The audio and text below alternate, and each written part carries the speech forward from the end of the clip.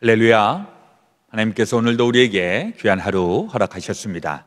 오늘은 2020년 12월 2일 수요일 날 새벽 시간입니다. 오늘도 새벽 기도회를 통해서 하나님의 임재하심과 또 주의 음성을 듣는 귀하고 또 복된 하루 되어주시기를 주의 이름으로 축원합니다. 우리 다 함께 주기도문으로 기도드리겠습니다. 하늘에 계신 우리 아버지여, 이름이 거룩히 여김을 받으시오며 나라의 마옵시며 뜻이 하늘에서 이루어진 것 같이 땅에서도 이루어지이다.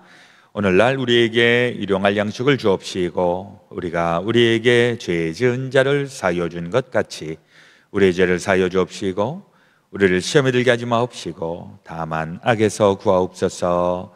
대개 나라와 군세와 영광이 아버지께 영원히 있사옵나이다. 아멘.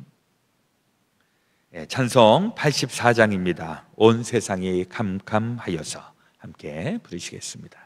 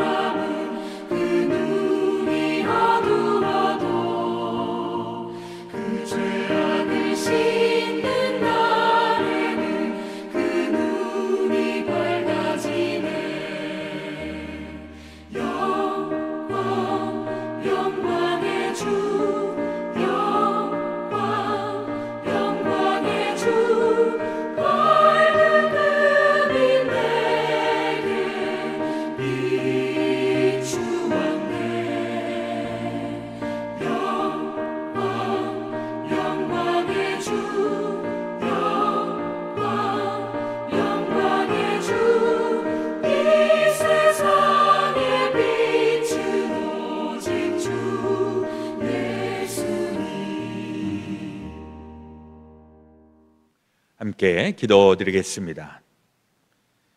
너희 안에 이 마음을 품으라. 곧 그리스도 예수의 마음이니 그는 근본 하나님의 본체시나 하나님과 동등됨을 취할 것으로 여기지 아니하시고. 참 좋으신 우리 아버지 하나님, 오늘도 우리에게 귀한 하루의 삶을 허락하여 주시니 감사합니다. 오늘도 주님 우리 안에 계시고 또 우리가 주의 말씀 안에 거함으로 말미암아 우리 하나님께서 기뻐하시고 영광 받으시는 삶의 또 모습 되게 하여 주시옵소서. 이제 12월을 맞이하면서 특별히 예수 그리스도의 오심을 기다리는 이 강림의 계절에 또 저희들 여러 가지로 분주하고 또 감당해야 되는 일들, 또 스트레스와 또 여러 가지 힘든 일들 속에서도 우리 굳센 믿음을 가지고 주님을 붙잡고 이 모든 일들을 잘 감당하게 부족하지 아니하도록 인도하여 주시옵소서. 오늘도 주의 말씀으로 우리의 속사람이 새로워지게 하시고 영의 눈이 밝아지게 하여 주시고 이 험하고 거친 세상, 어두워져가는 세상에 빛으로 오신 주님, 사랑으로 오신 주님, 생명으로 오신 주님을 다시 한번 만나고 또 주님으로 인하여 또 힘있게 뻗어나갈 수 있도록 주여 은혜와 주의 복을 더하여 주시옵소서. 오늘 되어질 모든 것 주님 앞에 온전히 의지하오며 우리 구주 예수 그리스도의 귀하신 이름 의지하여 감사드리며 기도드렸사옵나이다. 아멘. 오늘 우리에게 주시는 하나님의 말씀 요한복음 1장, 어저께 이어서 1장 35절에서 42절까지의 말씀입니다. 신약성경 143페이지, 우리 드라마 바이블을 통해서 같이 읽도록 하겠습니다. 35절부터 42절입니다. 또 이튿날 요한이 자기 제자 중 두 사람과 함께 섰다가 예수께서 거니심을 보고 말하되, 보라, 하나님의 어린 양이로다. 두 제자가 그의 말을 듣고 예수를 따르거늘 예수께서 돌이켜 그 따르는 것을 보시고 물어 이르시되, 무엇을 구하느냐? 랍비여, 어디 계시오니이까? 랍비는 번역하면 선생이라. 와서 보라. 그러므로 그들이 가서 계신 데를 보고 그날 함께 거하니 때가 10시쯤 되었더라. 요한의 말을 듣고 예수를 따르는 두 사람 중에 하나는 시몬 베드로의 형제 안드레라. 그가 먼저 자기의 형제 시몬을 찾아 말하되, 우리가 메시아를 만났다. 메시아는 번역하면 그리스도라. 데리고 예수께로 오니 예수께서 보시고, 네가 요한의 아들 시몬이니 장차 게바라 하리라. 게바는 번역하면 베드로라. 오늘 우리에게 주시는 하나님의 말씀이십니다. 이제 우리 12월 2일, 이제 금년도 마지막 남은 한 달을 살아가게 되겠습니다. 또 가만히 생각을 해보니까 우리 온라인으로 이 새벽 시간에 만난 것이 3월부터 시작을 해서 봄 지나고 또 여름 지나고 가을 지나고 이제 겨울을 지나게 되는데, 하여튼 원하기는 이 겨울이 지나기 전에 이제 이 코로나 바이러스와 또 우리 여러 가지 어려운 일들로부터 또 자유함을 얻고 우리 힘있게 또 자유롭게 우리 하나님 앞에 예배하고 또 우리 기도할 수 있는 그런 시간들이 많아질 수 있게 되시기 주의 이름으로 축원합니다. 아멘. 오늘 요한복음 1장은 어저께 이어서 오늘은 예수님을 만난 최초의 제자들 4명을 우리가 살펴보게 되겠습니다. 어저께는 아주 그 철학적이고 또 아주 심오한 그런 사상적인 그런 예수님이 로고스, 말씀으로 오셨다. 그리고 그 말씀으로 오심으로 인하여서 하늘의 진리를 우리들에게 펼쳐주시고, 하나님의 그 길이 옛날에는 그림자와 또 같고 또 어렴풋하 했다면은 이제는 예수 그리스도로 인하여서 확실하게 이제 볼 수 있는 시대가 열렸다라고 하는 것입니다. 하나님의 세계를 우리가 볼 수 있는 것을 계시라고 얘기합니다. revelation 영어로. 그리고 또 동사로는 reveal, 이게 나타난다, 드러났다, 이런 의미가 있죠. 사실 우리가 하나님의 세계, 영적인 세계를 우리가 이 세상에서 살면서 다 알 길이 없습니다. 그래도 감사한 것은 우리 인간들은 모든 피조물들 중에서 하나님께서 만물의 영장으로 지으셔서 다른 피조물들보다는 영적인 것들이 더 발달할 수 있게끔, 그래서 우리 하늘을 바라볼 수 있도록, 영원한 세계를 바라볼 수 있도록 하나님께서 우리에게 허락해 주셨는데, 그럼에도 불구하고 우리는 갇혀 있는 것이죠. 이 어두움의 세력, 또 이 지상에서의 한계성 속에서. 근데 예수 그리스도로 말미암아 이제는 하늘의 길이 보여지게 됩니다. 그래서 이 계시, 레벨레이션이라고 하는 것도 우리 아주 전통적인 교회 가르침 가운데서는 우리가 하나님의 세계에 대해서 알 수 있는 그 계시가 두 종류가 있다고 얘기를 합니다. 하나는 일반적인 계시가 있고, 두 번째는 특별한 계시가 있다. 이래 들어보신 적이 있는지 모르겠습니다. 일반 계시는 무엇인가? 그러면 하나님의 신적인 것들을 모든 사람들이 알 수 있도록, 예를 들면 우주를 본다든지 자연계를 본다든지 이 시간의 흐름을 본다든지, 이걸 보면 와, 이건 인간이 어떻게 알아낼 수 있는 방법 영역이 아니로구나. 확실히 이런 일들을 보면 하나님께서 모든 것을 만드셨다라고 하는 이런 증거가 된다. 그렇게 해서 이제 일반적인 모습들을 보면서 하나님의 영역을 우리가 알 수 있는 그런 계시가 있는가 하면 스페셜 레벨레이션, 특별한 계시가 있는데, 그 특별한 계시라고 하는 것은 바로 예수 그리스도를 통해서 나타난 하나님의 영역이 되는 것입니다. 그게 이제 로고스인 것이죠. 이것을 모든 사람들이 다 아는가? 뭐 어저께 말씀해 보니까 그렇지가 않습니다. 빛이 이 세상에 왔는데 그 빛을 오히려 그 자기 백성들이, 자기 민족들이 그 빛을 보지 못하고 그를 배척하였다, 이런 내용이 나옵니다. 1장 9절 10절에 보니까 참 빛 곧 세상에 와서 각 사람에게 비추는 빛이 있었나니 그가 세상에 계셨으며 세상은 그로 말미암아 지은 바 되었으되 세상이 그를 알지 못하였고 자기 땅에 오매 자기 백성이 영접하지 아니하였으나. 굉장히 아이러니한 것이죠. 빛이 오면 환하게 볼 수 있는 것인데 등화불명처럼 등잔빛이 어둡다고 오히려 불 밑에 숨어갖고 보여지지 않고 깜깜하게 여겨지는 이런 아쉬움, 안타까움이 있다라고 하는 것입니다. 그때에 하나님의 영역을 보는 사람이 있었으니 그 당시에 가장 유력했던 사람, 세례 요한입니다.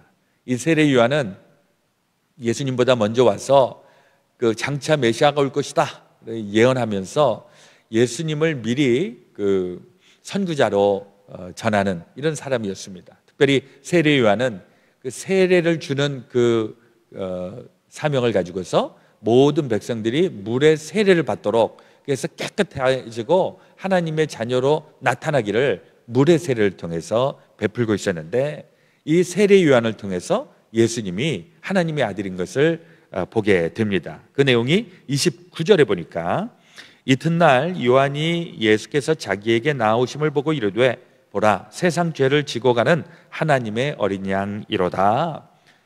세례 요한이 예수님이 자기에게 오는 것을 보면서 세상 죄를 지고 가는 하나님의 어린 양, The Lamb of God, 이렇게 얘기를 하는 것입니다. 어떻게 이걸 알았을까? 세례 요한은 늘 하늘과 열려져 있으니까 남들은 보지 못하는 하나님의 영역들을 보게 되는 것인데, 예수님이 다가오니까 이게 내 제자가 아니고 그냥 단순히 세례받으러 온 사람이 아니라 하나님의 어린 양이다, 이제 그런 그 의식을 하게 되었다라고 하는 것입니다. 그래서 학자들에 따르면 이 세례 요한하고 예수님하고의 관계가 어떻게 되는가? 물론 이 마태복음 또 누가복음에 보면 예수님하고 세례 요한하고 친척 관계라고 하는 거, 그렇죠? 예수님의 어머니 마리아하고 또 그 세례 요한의 어머니 엘리사벳하고 친척 관계, 이렇게 풀고 있죠. 그러면서 동시에 이 세례 요한은 아주 어렸을 때부터, 그러니까 이제 철 들어서 이제 하나님을 체험하고 나서는 광야로 나갑니다. 그래서 광야에서 메뚜기를 식량으로 삼고 또 이렇게 바위 틈에 있는 그 꿀 이런 거 먹어가면서, 그 다음에 그 약태 그 낙타 털로 만든 그런 옷을 입고 이러고 광야에서 그 수도사의 삶을 그렇게 사는 것입니다. 근데 너무나도 영권이 있고 대단하니까 사람들이 광야까지 몰려가 갖고서 거기에서 세례 요한에게 세례를 받고 또 세례 요한의 말씀을 듣고 이랬다. 이건 성경에 보시면 다 나옵니다. 그게 이제 세례 요한은 그 당시에 그 사해바다 옆에 쿰란이라고 하는 그 광야, 거기에 머무르고 있었는데, 거기에서 아주 유력한 그 종파 중에 하나, 에세네파라고 하는 종파가 있는데 극단적인 뭐라 그러죠? 금욕주의자들, 이런 사람들이 모여 있는 그 지역에 이 세례 요한이 지도자였을 것이다. 그리고 예수님도 그 세례 요한의 명성을 듣고 세례 요한에게 가서 세례를 받으러 갔을 것이다. 그런데 세례 요한이 예수님을 보자마자 하나님의 어린 양, 하나님의 어린 양이라고 하는 것도 굉장히 그 뉘앙스가 굉장히 독특하죠. 하나님의 아들이네? 하나님이 보낸 하나님의 사람이네? 이게 아니라 하나님의 어린 양. 아마도 세례 요한이 보았을 때 한 젊은이가 다가오고 있는데 꼭 어린 양같이, 예수님의 체구가 어땠을까? 많은 사람들이 얘기했는데 예수님의 체구는 그렇게 작지 않았을 것이다, 이렇게 추정을 하는데, 그런데 예수님의 이미지 가운데에는 어린 양과 같은 이미지가 있었던 것이 아닌가. 그 어린 양은 무엇이에요? 바로 제사에 드려지는 제물이죠. 제물. 그러니까 언젠가 때가 되면 이 사람이 하나님을 위하여서 또 모든 인류를 구원해내기 위하여서 희생제물로 드려질 것 같은 이런 이미지를 보았을 것이다. 그래서 하나님의 어린 양, 이렇게 이야기를 했는데, 그러고 나니까 그 주변에 사람들이 다 수근수근 하는 겁니다. 저 젊은이가 누군데 우리 선생님이 하나님의 어린 양이라고 이야기를 하는가. 35절에 오늘 읽은 본문에 보시면, 또 이튿날 요한이 자기 제자 중 두 사람과 함께 섰다가 예수께서 거니심을 보고 말하되 보라 하나님의 어린 양이로다. 또다시 얘기를 하는 겁니다. 세례 요한이 하나님의 어린 양 지나간다? 근데 예수님 그 세례 요한의 제자로서 그 옆에 있었던 사람들이 둘이 있었는데, 그게 누구냐 합니까? 시몬이라고 하는 사람하고 그 시몬의 그 형제인 안드레, 이 두 사람이 거기에 있었습니다. 40절에 보니까 요한의 말을 듣고 예수를 따르는 두 사람 중에 하나는 시몬 베드로의 형제 안드레라. 그가 먼저 자기의 형제 시몬을 찾아 말하되 우리가 메시아를 만났다 하고, 메시아는 번역하면 그리스도라. 데리고 예수께서 오니. 예수께 오니. 처음으로 예수님의 12 제자 중에 부름을 받은 사람이 바로 안드레, 그리고 베드로. 우리가 잘 알고 있는 안드레와 베드로는 원래는 세례 요한의 제자였을 것인데, 그때 요한이 얘기하는 것을 듣고 그리고 예수님 앞에 궁금해서 따라간 것입니다.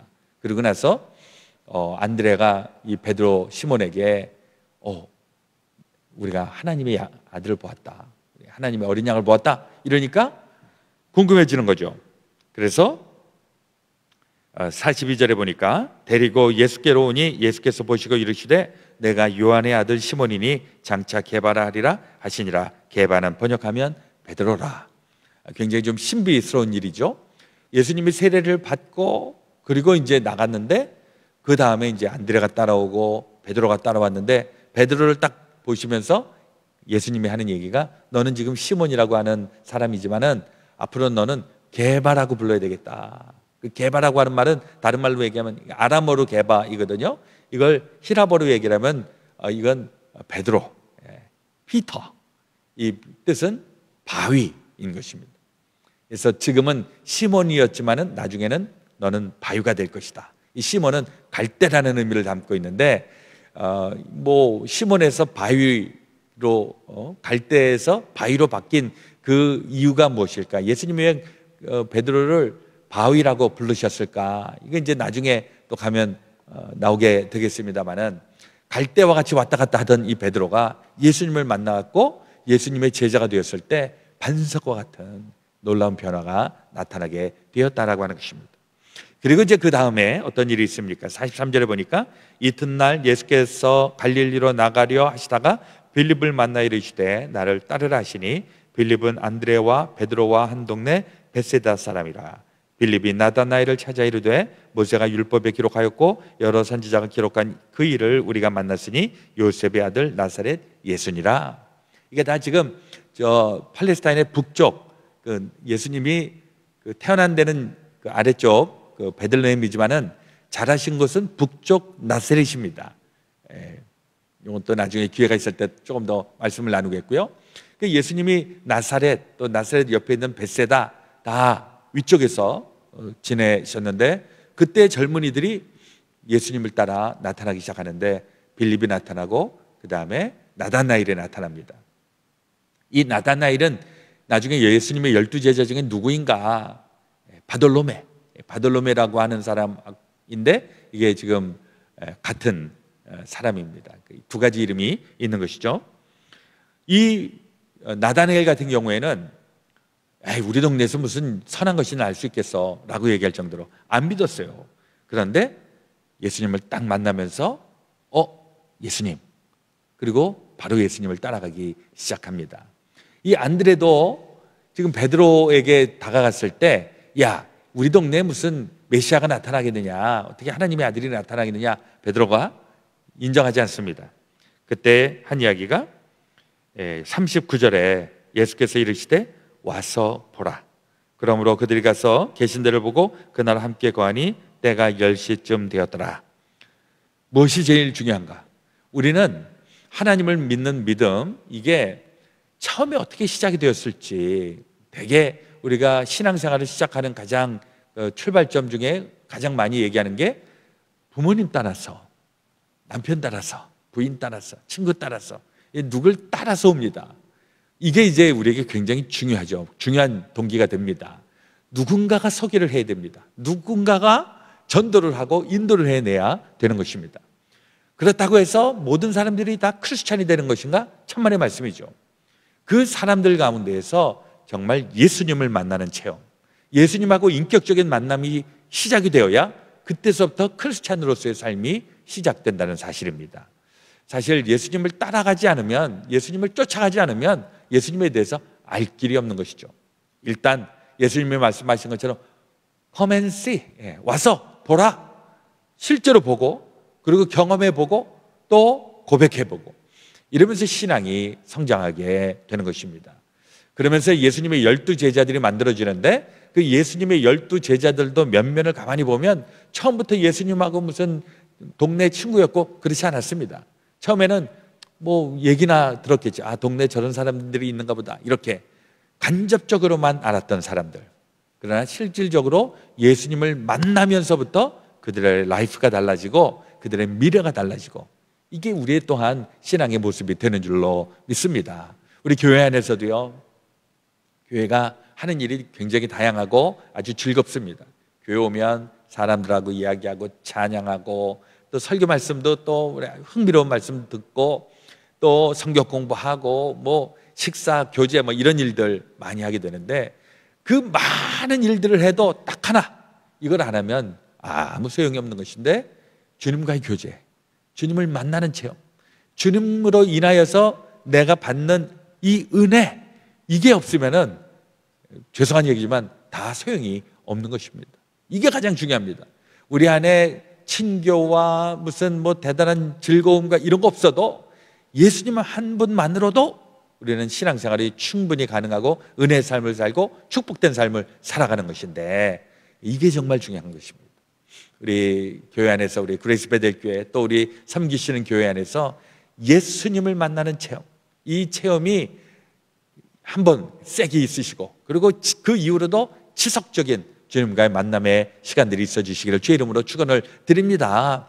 저는 사실 이 11월까지 하고 지금 12월하고 큰 차이가 하나 있는데, 11월은 10월, 11월 예레미야 애가서를 통해서 하나님의 그 말씀, 준엄한 하나님의 말씀을 들으면서 긴장하고 같이 애곡하고 안타까워하고 이랬었단 말이죠. 근데 이제 12월에 되니까 요한복음을 보면서 이제 분위기가 확 달라지지 않았습니까? 이제는 예수님이 나타나셔서 예수님만 붙잡고 갑니다. 예수님만 만나면 예수 믿는 사람들, 예수 만난 사람들 변화가 일어나고 기적을 체험하게 되고 삶에 놀라운 역사가 일어나고, 이게 비단 성경에만 나와 있는 몇몇 사람들에게 해당되는 것이 아니라 오늘날 저와 여러분들 가운데 우리 모두에게 나타날 수 있게 되는 놀라운 은혜의 시간들, 은혜의 경험들 되어주시기를 주의 이름으로 축원합니다. 그래서 특별히 이번 12월 달에 우리 뭐 외부적으로는, 환경적으로는 어렵다, 힘들다, 춥다, 뭐 전염병 무섭다, 뭐 이런 별의별 얘기 많이 하고 있지만은, 그러나 이 12월 달에 반드시 있어야 되는 이야기, 나는 주님을 만났다, 나는 주님으로 인하여 행복하다. 그 이야기들을 이번 12월 달에 계속 할 수 있게 되시기를 예수 그리스도의 이름으로 축원합니다. 아멘. 오늘 우리 기도하실 때에는 우리 교회를 위한 기도하기 원합니다. 우리 이제 본격적으로 겨울이 이제 찾아오면서 특별히 우리 석회를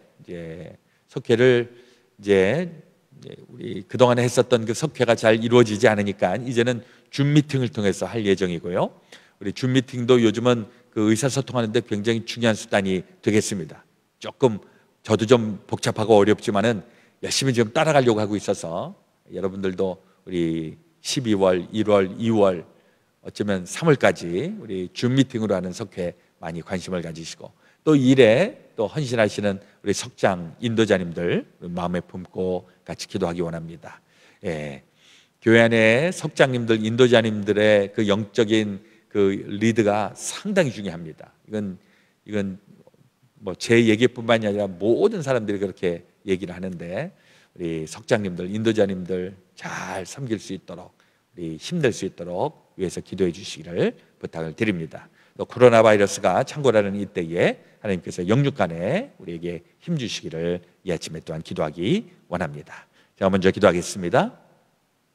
하나님 우리 아버지, 오늘도 주의 말씀을 저희들에게 허락하시니 감사합니다. 오늘 요한복음 1장 예수님께서 제자들을 만나시고 또 제자들은 예수님을 만남으로 인하여 새롭게 펼쳐지게 되는 놀라운 그 경험들 우리 안에서도 동일하게 나타나기를 소망합니다.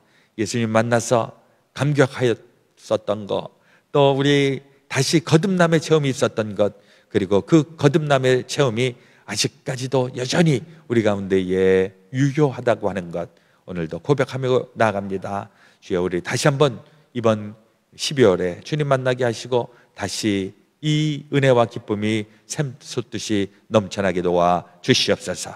교회를 향한 하나님의 뜻을 품게 하시고 또 교회를 섬기고 주님을 섬기고 또 주의 지체들을 섬기고 있는 우리 모든 리더들 주님과 함께하여 주시고 교회 직분자들과 또 재직들, 임원들, 특별히 석장, 인도자로 섬기고 있는 모든 분들 하나님께서 기억하시고 우리 안에서 하나님의 사랑과 또 하나님의 그 진리와 하나님의 은혜가 풍성해질 수 있도록 날마다 함께 하시고 도와 주시옵소서. 이 코로나 바이러스가 창궐하는 이때에 또한 플루가 또 만연하는 이때에 주여 우리를 보호하여 주시고 또 모든 것을 감당하고 이길 수 있도록 우리 면역력과 또 영적인 면역력이 단단해질 수 있도록 도우시고 주여 붙잡아 주시옵소서. 이제는 우리 구주 예수 그리스도의 놀라우신 대속의 은혜와 하나님 아버지의 지극히 크신 사랑하심과 성령님의 감동감화 교통 역사 충만하여 주심이 제사하는 모든 성도들 가운데 지금부터 영원토록 함께하여 주옵시기를 간절히 축원하옵나이다. 아멘.